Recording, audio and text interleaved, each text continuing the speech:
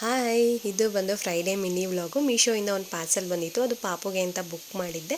ಕಣ್ಮುಚ್ಕೋ ಕೊಡ್ತೀನಿ ಅಂತ ಹೇಳಿ ಕಣ್ಮುಚ್ಚಿಸಿದ್ದೆ. ಆಮೇಲೆ ಕೊಟ್ಟಮೇಲಂತೂ ತುಂಬಾ ಖುಷಿಪಟ್ಟ.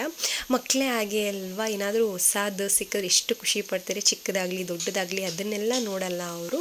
ಅವನಿಗೆ ಈ ಥರ ABCD ಅರೇಂಜ್ ಮಾಡು ಅಂತಂದು ಬುಕ್ ಮಾಡಿದ್ದೆ.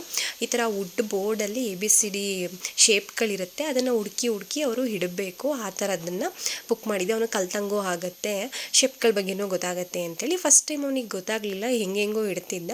ಆಮೇಲೆ ಸ್ವಲ್ಪ ಐಡಿಯಾ ಬಂದಮೇಲೆ ಎಲ್ಲನೂ ಹುಡುಕಿ ಯಾವ್ಯಾವ ಶೇಪ್ ಅಂತ ಹುಡುಕೋದು, ಇಲ್ಲಿಡೋದು ಅಲ್ಲಿಡೋದು, ಯಾವುದಕ್ಕೆ ಫಿಟ್ ಆಗುತ್ತೆ ಅಂತ ನೋಡಿ ಇಡ್ತಾ ಇದ್ದ. ತುಂಬಾ ಖುಷಿ ಆಯಿತು.